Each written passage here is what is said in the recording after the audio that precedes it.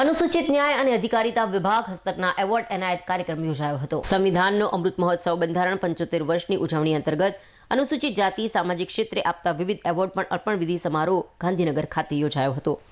ગુજરાત સરકારના સામાજિક ન્યાય અને અધિકારીતા વિભાગ હસ્તકના અનુસૂચિત જાતિ કલ્યાણ દ્વારા સામાજિક ક્ષેત્રમાં અપાતા doctor Baba Saheb Ambedkar award, Mahatma Gandhi award, સંત શ્રી કબીર સાહિત્ય એવોર્ડ, સાવિત્રીબાઈ ફૂલે મહિલા કલા સાહિત્ય એવોર્ડ, મહાત્મા ફૂલે શ્રેષ્ઠ પત્રકાર એવોર્ડ અને દાસી જીવન શ્રેષ્ઠ સાહિત્ય કૃતિ એવોર્ડ વિધિ સન્માન સમારોહ ડોક્ટર બાબા સાહેબ આંબેડકર ભવન ખાતે સામાજિક ન્યાય અધિકારીતા મંત્રી શ્રી ભાનુબેન બાબરિયાના અધ્યક્ષસ્થાને યોજાયો હતો, જેમાં પૂર્વ ધારાસભ્ય તેમજ પૂર્વ નિગમ ચેરમેન શ્રીઓ, ધારાસભ્ય તેમજ જિલ્લા પંચાયત પ્રમુખશ્રી તેમજ મેયર શ્રી પક્ષના આગેવાનો મોટી સંખ્યામાં ઉપસ્થિત રહ્યા હતા।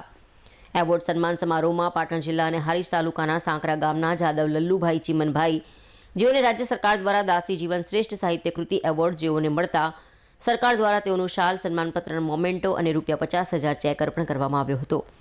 આ એવોર્ડ લલ્લુભાઈને મળતા સમગ્ર ઉત્તર ગુજરાતમાં સાહિત્ય ક્ષેત્રમાં એક નવા કવિનો ઉમેરો થયો છે। લલ્લુભાઈ જાદવે અનુસૂચિત જાતિના અતિ પછાત તુરી બારોટ સમાજમાંથી આવે છે। હર હંમેશા લલ્લુભાઈએ જીવનમાં ઘણા સંઘર્ષ કરી અને હર હંમેશા લેખક તરીકે લખતા એક કવિ તરીકે પોતાની આગવી શૈલી પામી છે।